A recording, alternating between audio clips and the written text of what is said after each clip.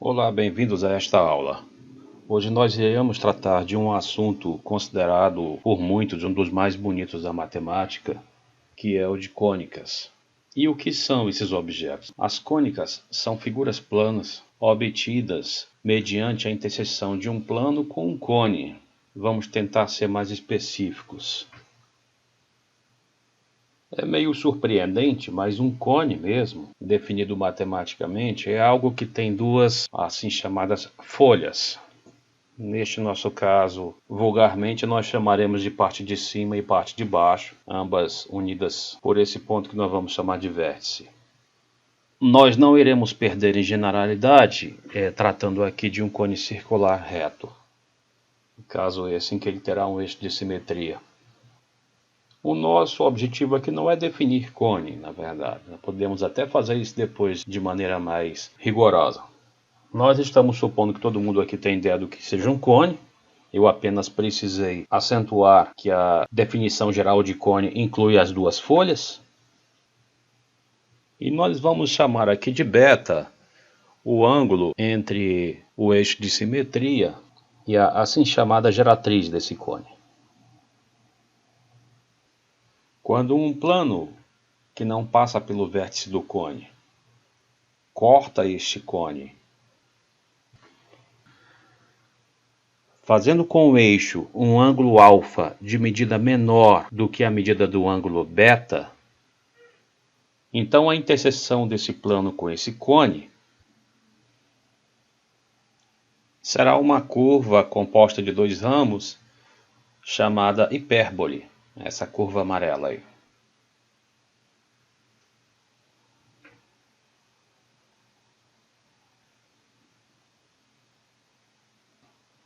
Quando um plano que não passa pelo vértice do cone intercepta esse cone segundo um ângulo que tem a mesma medida de beta, então essa interseção desse cone com esse plano se dará segundo uma curva chamada parábola.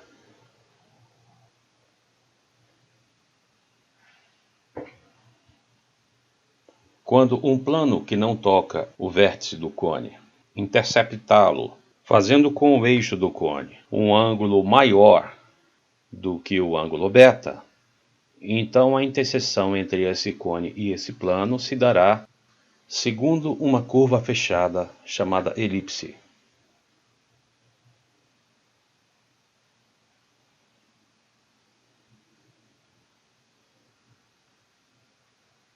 No caso particular em que este plano faz um ângulo reto com o eixo do cone, a interseção se dará segundo uma circunferência. Circunferência é, portanto, um caso particular de elipse.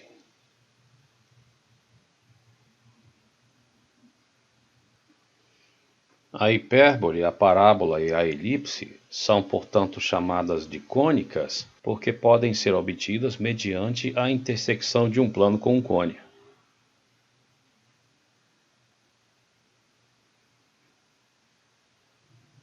Outras interseções com o cone, inclusive mais simples, podem também ser obtidas aqui, embora não façam no momento parte daquilo que iremos estudar. Por exemplo, qualquer plano que contenha o eixo do cone cortará esse cone segundo um par de retas concorrentes.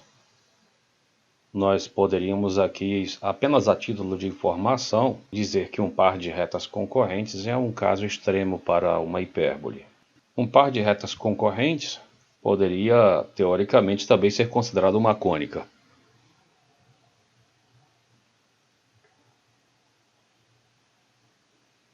A coisa poderia sair até mais simples quando o plano passasse pelo vértice e fizesse com o eixo um ângulo igual a beta.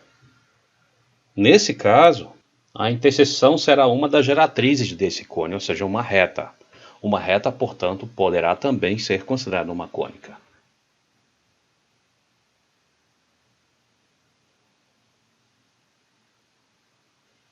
E poderia ficar até mais simples, por exemplo, um plano qualquer que só interceptasse esse cone no vértice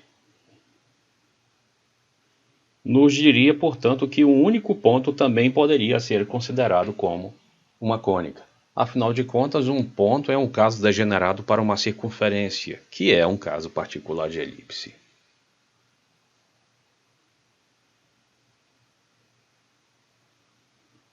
No entanto, nós iremos reter nossa atenção apenas a essas três curvas, a elipse, a parábola e a hipérbole.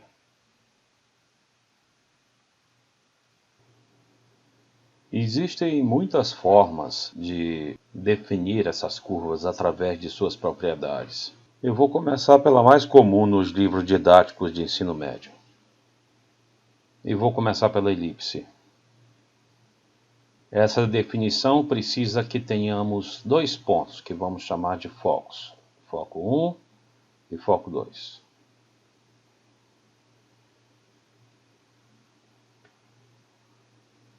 E precisa também de um comprimento fixo maior do que essa distância entre esses dois focos. Essa distância entre esses dois focos é chamada de distância focal. Então nós precisamos também ter escolhido previamente um comprimento qualquer que seja maior do que a distância focal.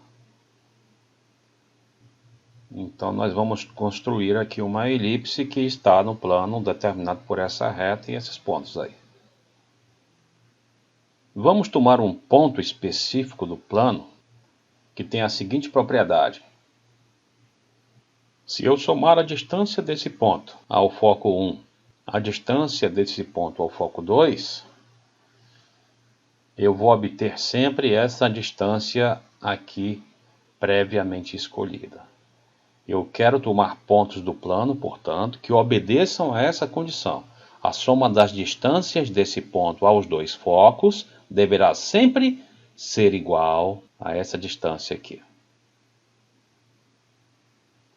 Se eu tomar todos os pontos do plano que satisfazem essa propriedade, cuja soma das distâncias aos dois focos é uma constante, e é aquela distância fixa previamente estabelecida, eu terei uma curva chamada elipse.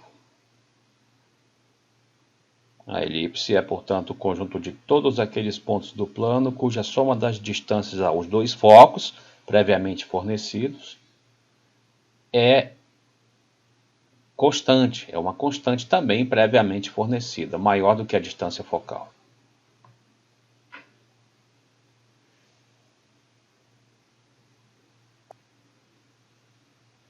Continuando, vamos passar agora a uma das propriedades definidoras da parábola. Vamos precisar de um ponto, que vamos chamar de foco, e de uma reta, que nós vamos chamar de diretriz. Vamos considerar todos os pontos do plano cuja distância ao foco é igual à distância à diretriz. Se nós tomarmos todos os pontos que satisfazem esta propriedade, nós obteremos a parábola. Segundo esta propriedade definidora, a parábola é o conjunto dos pontos do plano que equidistam do foco e da reta diretriz. Essa distância sempre igual a essa ao longo do movimento. Se vocês estão sentindo falta do outro foco, nós podemos afirmar, e na verdade poderíamos até tornar isso rigoroso, que a parábola é o caso particular de uma elipse com o outro foco no infinito. Mas não vamos nos aprofundar nessas coisas.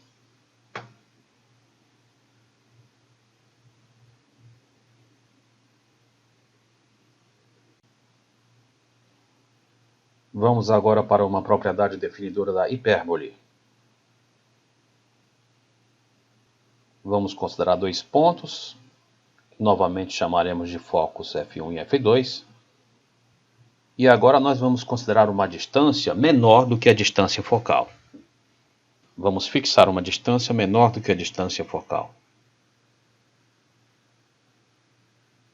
E vamos considerar os seguintes pontos do plano. Aqueles pontos cuja diferença das distâncias ao foco 1 e ao foco 2 seja constante e seja igual a essa distância previamente fixa aqui. Se eu considerar todos os pontos do plano que satisfazem essa condição, eu ganharei a hipérbole. Os pontos da hipérbole, portanto, são pontos cuja diferença das distâncias aos dois focos é uma constante previamente fixada menor do que a distância focal. Ela tem dois ramos porque esses pontos aqui, eles também satisfazem esta propriedade. A diferença das distâncias aos dois focos é igual a essa distância previamente fixa que, eu repito, foi tomada como menor do que a distância focal.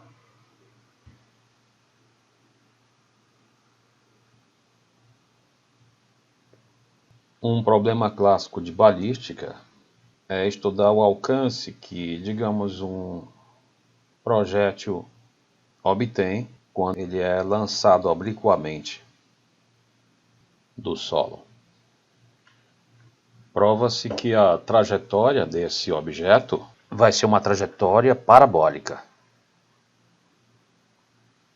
O lançamento oblíquo de qualquer objeto, quando desconsiderado as forças como resistência do ar, apenas considerando a força da gravidade, ele produz uma trajetória que é exatamente uma parábola.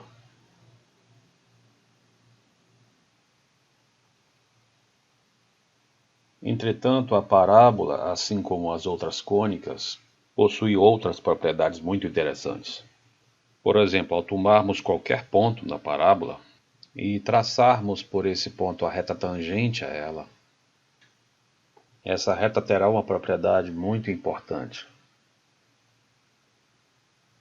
Vamos ligar o ponto de tangência com o foco e por esse ponto de tangência vamos também traçar uma perpendicular à reta diretriz.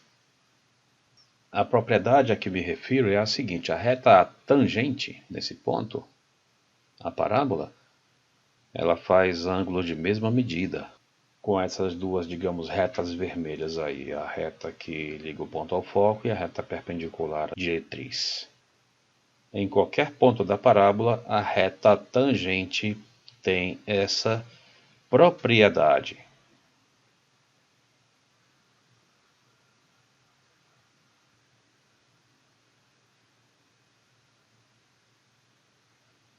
Isso nos leva a algumas conclusões importantes. Por exemplo, ao prolongarmos um pouco a reta que liga o ponto de tangência ao foco, vamos lembrar que esses dois ângulos possuem a mesma medida que eu vou chamar de alfa. Uma vez que esse ângulo e esse daqui são opostos pelo vértice,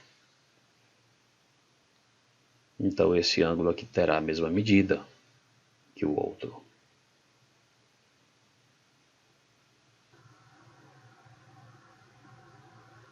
Isso nos permite algumas conclusões de caráter físico. Por exemplo, vamos imaginar que a partir desse foco é emitido um raio de luz. Em cada ponto da parábola, quando esse raio de luz bate nessa curva, ele fará ângulo de incidência igual a ângulo de reflexão. A luz bate aqui, fazendo um ângulo alfa com essa tangente, e continua sua trajetória saindo daqui ainda fazendo um ângulo alfa com essa tangente. O ângulo de incidência, eu repito, é igual ao ângulo de reflexão.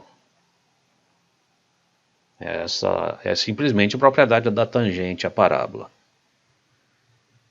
Isso quando o foco for a fonte de um raio luminoso ou de qualquer coisa de natureza ondulatória. Vamos raciocinar também de maneira inversa. Vamos supor que estamos recebendo emissão de raios de luz com trajetória em linha reta vindo, digamos, de cima. Esses raios vindo de cima, ao baterem na parábola, farão um ângulo de incidência de medida alfa com a tangente e continuarão seu caminho depois de bater na curva, fazendo um ângulo de reflexão igual ao ângulo de incidência, e vão direto para o foco, portanto. Isso significa que o foco receberá todos os raios de luz que vierem de cima.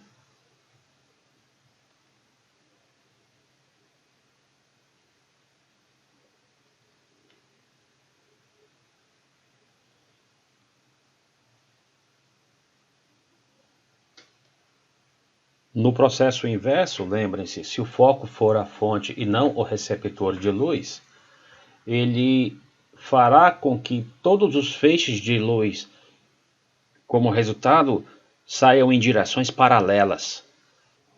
É por isso que os faróis de um carro focam com tanta precisão, porque a partir de uma fonte de luz aqui no foco, todos os raios sairão de forma paralela. Não há uma dispersão, pelo menos não há uma dispersão muito grande. Essa característica de não dispersão dos raios de luz no farol de um carro é devida a esse formato parabólico do farol de um carro.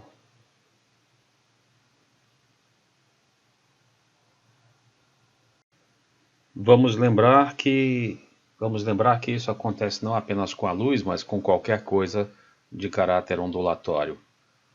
Por exemplo, com as ondas de rádio. Tratando do processo inverso, quando o foco é o receptor e não o emissor, nós temos aí um exemplo clássico, muito importante, que é o exemplo dos radiotelescópios, com os receptores exatamente localizados nos focos desta superfície parabólica. As ondas de rádio que são captadas nessa superfície parabólica são redirecionadas e concentradas no receptor no foco, que posteriormente processará os dados e transformará em imagens. É graças a isso que se pode obter imagens de objetos inimaginavelmente distantes.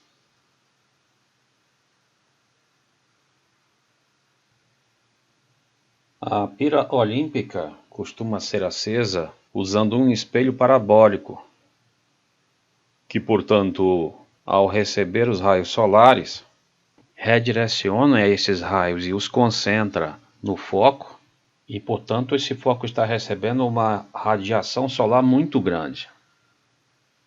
Uma pessoa que aproxime a pira do lugar onde seria o foco deste paraboloide, neste caso, poderá fazer a pira se acender, caso ela tenha algum material que possa pegar fogo.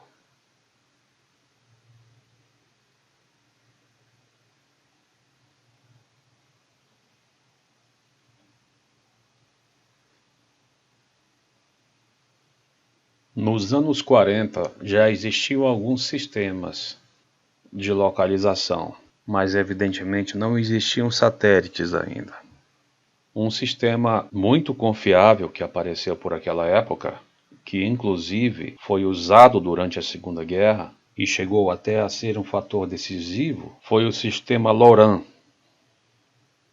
que era mais eficaz que os outros sistemas até então usados. Esse sistema ele consistia no seguinte: você precisaria no mínimo de 3 torres de emissão e recepção, uma torre A, que geralmente era chamada de torre líder, e 2 torres B e C subalternas a ela. Poderia haver mais torres, mas 3 era suficiente. O sistema LORAN consistia no seguinte: as torres A e B, por exemplo, cada uma delas emitia sinais de rádio e registrava-se então a diferença de tempo, que era evidentemente proporcional à diferença das distâncias, para os sinais voltarem às respectivas bases. Desta forma, se estaria medindo a diferença entre as distâncias D1 e D2. Conhecendo-se essa diferença entre essas distâncias D1 e D2, obtidas por sinal de rádio, poderia-se ter então a equação que governaria os pontos de uma hipérbole, que seria então o lugar geométrico de onde poderia estar essa embarcação. Repetindo, o que aconteceria? As torres A e B emitiriam sinais, a embarcação teria um aparelho que receberia e emitiria de volta esses sinais de rádio, e o registro da defasagem no tempo de recepção de cada uma das torres indicaria a diferença entre as distâncias de cada uma das torres da embarcação. Essa diferença entre as distâncias, bem como a distância focal, essas torres A e B fariam os papéis dos focos, determinaria uma hipérbole. Saberia-se, portanto, que a embarcação estaria sobre essa hipérbole, em algum ponto dessa hipérbole. Para localizar-se efetivamente essa embarcação, repetiria-se o processo entre a torre A e a torre C, que emitiriam seus respectivos sinais para a embarcação, e a diferença desses sinais daria, portanto, origem a outra hipérbole, com focos A e C, e a interseção dessas duas hipérboles indicaria exatamente o local da embarcação.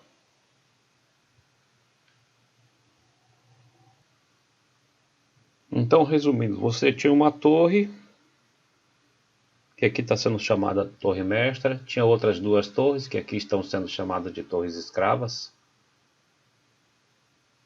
e o primeiro conjunto de duas torres detectava uma hipérbole sobre a qual a embarcação deveria estar. O segundo conjunto de duas torres detectava outra hipérbole, e a interseção dessas hipérboles dizia exatamente o local da embarcação.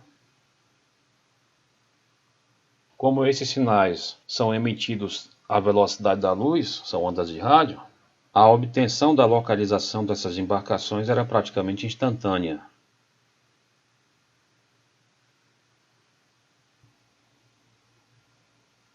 O astrônomo e matemático Johannes Kepler provou que a órbita dos planetas em torno do Sol é em forma elíptica. Os planetas se movem em torno do Sol numa órbita elíptica, com o Sol ocupando um dos focos. E esse movimento elíptico, como foi verificado pouco depois, é um movimento universal, ou seja, em todas as partes do universo, devido à força de atração gravitacional, os corpos que giram em torno de estrelas em órbita periódica se movem dessa forma.